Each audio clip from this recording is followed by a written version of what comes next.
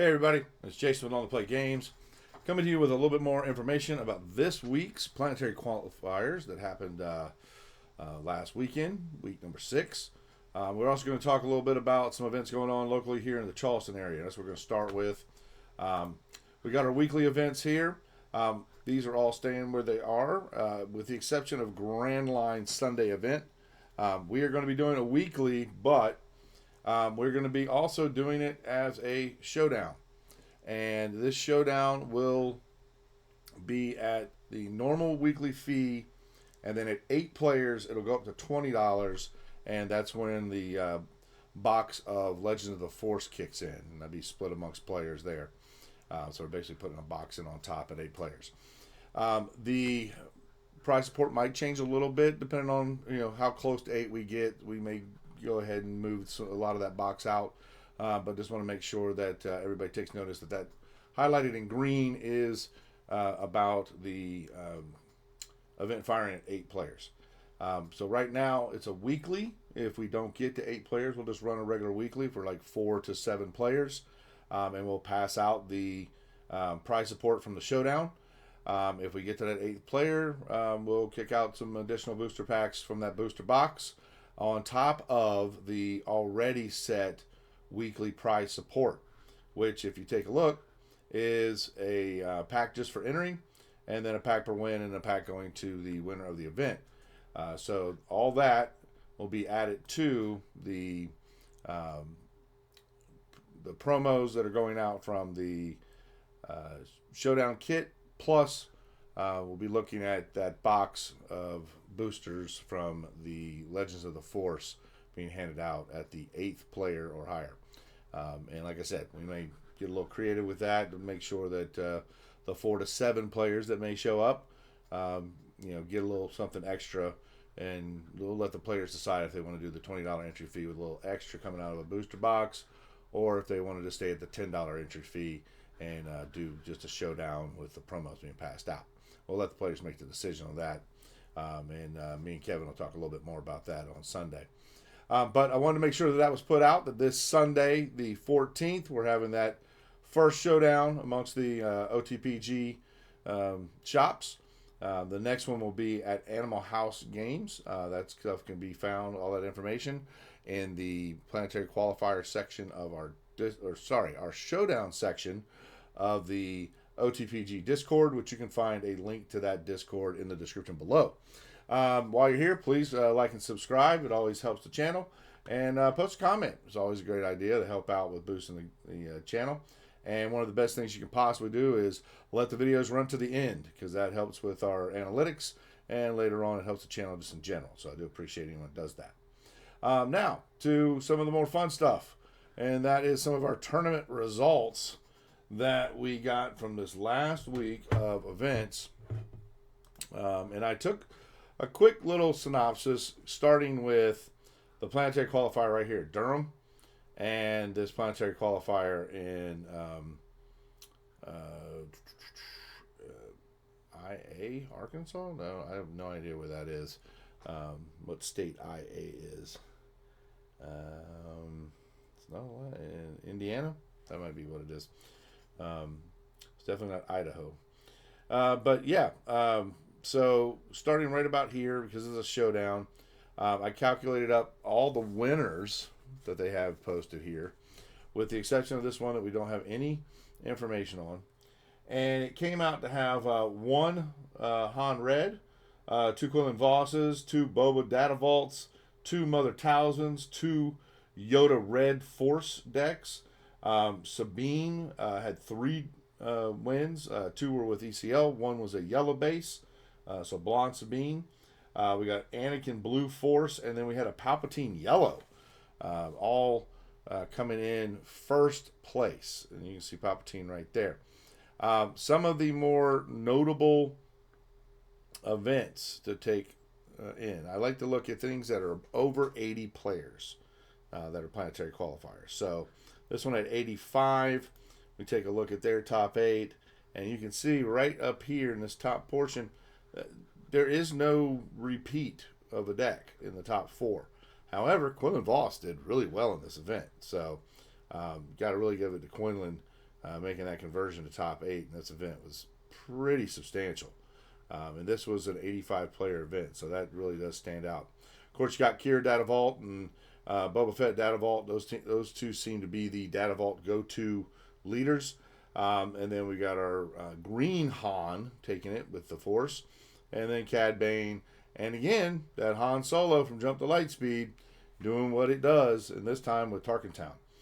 So pretty cool little meta there. The next one that I took a look at was not the limited one, but this one was cool. It did kind of make me jump because when I took a look at it, it was like Snoke. I got really excited. I was like, oh wait, it's a limited planetary qualifier. But there is a Snoke that did make a top 8 that we're going to talk about here in just a minute in a regular planetary qualifier. The next one up is going to be this one right here out of France with Anakin Force, Blue Force winning it. But look at this top 8. With the exception of Boba Fett coming in 3 out of the top 8 slots. A very diverse meta here, including the old Han Solo coming back with Data Vault. That's pretty cool. Mother Taliesin getting it. And, you know, your Force Throw decks kind of up at the top there, doing really well. But 2 Anakin decks, too. So, very strong Anakin showing and a very strong Boba Fett showing. Boba Fett showing that it's really strong. The next one up from there would be... That's pretty much all the planetary qualifiers that got over 80 players. Taking a look at one in Germany, which caught my eye right here. Only had 52 players. Sabine won it all, but one of the very interesting decks is this one right here. This Snoke with the Lake Country, so the colorless 34-point base. And this is a rather interesting deck. It's just got all the sweet green and black units you could ask for, but it also has a lot of first order. Down here you have your first order TIE Fighter, the Knight of Ren is first order, and those all play in with Captain Phasma. It's very good there because you got that on play and on attack, being able to go +2/+2 to a force unit or a first order unit, so that can come in really handy, giving an extra blast damage. This assault cruiser was interesting, this additional ramp. So you kind of go from like 1 drops that can grow immediately to later ramping into Devastators and Executors. Now the Executor, great against control, at least 3 TIE Fighters behind, all of which can be grown by Snoke. I've got a couple of Merciless Contests just to kind of keep things in check. This deck does use a lot of units. As you can see, it's got 23 ground units and 11 space units, so it's got 34 units total. So that Merciless Contest can bite you a little bit if you don't pay attention to how you're using it. Resupply and Overwhelming Barrage. It throws 3 Palpatine's Returns in there. You can't blame them with, you know, Maul and Vader both being in here. Eighth Brother is also a forced unit, so you can get that back at cost. And Reinforcement Walker, you can get that back at cost as well. But this gives you the ability to kind of bring things back from that discard pile after they've made you force throw them away. Then another removal spell is Craving Power, and they round it out with 2 Traitresses. So all green and black. Very, very cool. Then agreed for your Kylo set 5 Kylo Ren matchups. I Am Your Father, just solid card. Gives you that extra draw if they want to let you give it. If they want to give it to you, or they lose a unit. Timely Reinforcements, obviously for the long game. The Eye of Sion. This has been a card that I felt has been flying under the radar, and may actually see more traction after the rotation. But it's hidden, has Ambush, Overwhelm, and Restore 1, and you can make it bigger with Snoke's ability. So really cool. And then of course Relentless for those control matchups. So this is a very interesting take on Snoke. It did really well to be able to come into the top 8 of a planetary qualifier. So I think it's the first time a constructed premier list with Snoke as the leader has broken into a top 8. So that's really cool. There was also a Darth Vader list. Can't remember exactly where I saw it. Take a quick look here to see if I can. Well, I think it was one of the smaller ones. Wasn't in Germany. There it is. Old Darth Vader with Data Vault. You got Agent Callus. He is so good. I mean, he really is. You ramp, then on turn 3, you're attacking into what is most likely going to be a 2/4 unit from their turn 1 play. A lot of the 2/4 units that are turn 1 plays are unique. So like Yaddle and Ali Galia. So Agent Callus just kills them, draws you a card, and leaves a 4/2 body behind that you can, continue to draw cards off of. And even if he dies, you draw a card off of him.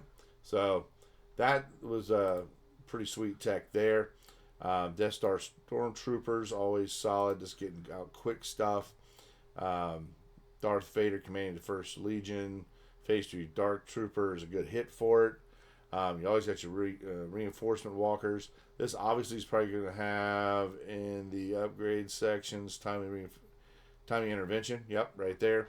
Then you got your Overwhelming Barrage, some fallen lightsabers even, a couple of Mauls, 2 Crate Dragons, Super Laser Technician, and your resupply to ramp up.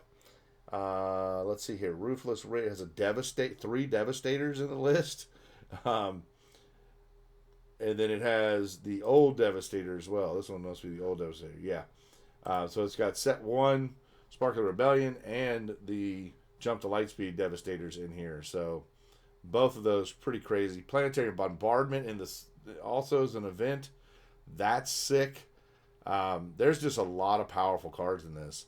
And then you got Descending Fang Fighter, Pillage, Bombing Run for your matchup against any deck that goes crazy wide space. And then Super Laser Blast just to kind of, get another mid-range, over the top of those soft control mid-range decks. But yeah, the Pillages are probably coming against control. And this is a very late game controlling deck. Even though it does have a lot of front end to it. The HK-47's insanely good. But Darth Vader, Dark Lord of the Sith, making it into a top 8 at a planetary qualifier. So really, really cool to see that. Makes me really, really happy to see a Darth Vader list that's from the old school. But right above it is also Yellow Vader. So both Vaders being represented in this top 8. And notice there is no duplication of leaders and base combinations in this top 8. So we have a really, really wide open meta. Let's take a little closer look at that. I'm switching over to SW Base, which is kind of a new site for me. And we're going to take a look at just this week. And here are your decks that have won. Sabine having 3, one of them being the blonde Sabine. There were 2 Yodas. Anakin had, I believe, 2. Mother Talzin definitely had 2 wins. Boba Fett had 2 wins. So this is missing, I think, 2 planetary qualifiers worth of information on it right now. And it does say, tries to be most recent here that it has. So shows you that Sabine Wren still rocking it, and it does it more and more each weekend. It's keeping that traction. It is not the most played deck, though, when you look at all weeks. It comes down to 4th, which you can see in this chart right here, these bar graphs, a pretty clear Tier 1, Tier 2, and Tier 3 and below. Tier 1 is everything I would say that's 9, 10, and 11 wins so far this PQ season. So we got Sabine Wren, Han Solo, Boba Fett, and Quillen Voss. All right. Then your tier 2 is probably going to be these 4s and 5s. If you wanted to extend Yoda and Mother Talzin, because it's kind of hard to say Mother Talzin is not a top tier deck. So it's very hard to put Mother Talzin in the tier 3. But Mother Talzin, if I include that and Yoda, then your tier 2s are kind of right in here. So your S tiers are up here, your A class is right in here, then you got everything else down here that's going into your B classes. Not to say that any one of these isn't a winning deck combination, but any one of these leaders can get there. It just so happens that Quinlan, Boba Fett, Han Solo, and Sabine have kind of led the race, and that's to be expected because if you think about it, these are lists that people had the cards for before Set 5 came out, and then he just kind of upgraded to Set 5 cards, so the ones like Kylo Ren and Mother Talzin are really your breaking ground deck lists. Now, Kylo Ren, I will say, has one of the highest conversion rates of all of the decks right now. So kind of keep that in mind. It's not quite as widely played as Quinlan Vos or Sabine or even Boba Fett, but when it is played, it is very strong and does very well. So kind of keep that in mind. These are all just the champions, not even looking at the top 8. When I look at top 8s, Quinlan Vos has 76 top 8 conversions, Han Solo 67, Boba Fett, and then there's your Kylo Ren right there. So it jumps over Sabine. Well, it's matched up evenly with Sabine, but it actually has a higher conversion rate because there's more people playing Sabine than there are playing Kylo Ren in the overall meta. But you do get kind of an idea of what these top 8 conversions are looking like. And in that case, you're still looking at probably tier 1 being from here up. Your S tier. Then tier 2. Tier 2, I'm probably going to say, is from like Gar Saxon up to the 38 pointers. So Gar Saxon to Cad Bane. It's probably your tier 2. Mother Talzin's probably suffering the most from players who saw Mother Talzin win the Galactic Championship, jumped on Mother Talzin, started trying to play it, and then realized, wait a minute, there are so many lines of this play with this deck that I really need to be aware of to get the full value out of the Mother Talzin deck, because she is extremely powerful when put into good use. So with that said, this is just a little breakdown of last week's and the overall meta. You can see what you can be prepared against. I mean, Quinlan Vos, Han Solo, Boba Fett, Kylo Ren, Sabine Wren. I would definitely have those in my gauntlet of decks to, I have to have a plan to beat them because you're going to see them. And then you're going to see Cad Bane a lot. Very likely, you're most likely going to see a Darth Vader, but they're a little bit less so. So you can have a backup tertiary plan, what have you, to those decks. But you really, really want to have a strong main deck plan against these top 5 decks that are being played and converting very strongly lately. So hope to see everybody else out at the Grand Line Games showdown that we're doing this weekend. It's going to be on the 14th, and again, these are going to be our weekly events that are going to continue happening. Final round will be there Saturday night. Definitely show up there, and there's also the modern event that starts at 7. So both of those events are going on. Saturday we're going to be doing the best of 3. $10 entry fee, and it is a double win a pack and a spin to win for a Carbonite pack at the end of the event. So definitely probably one of the best deals in town when it comes to weekly participation events. So definitely check out Animal House Cards out there at the Northwoods Mall. And then this weekend, of course, we're doing all of this, plus adding on top of that the showdown prizing. So with that said, this is Jason with All the Play Games. Whether it's day or night, may the force be with you.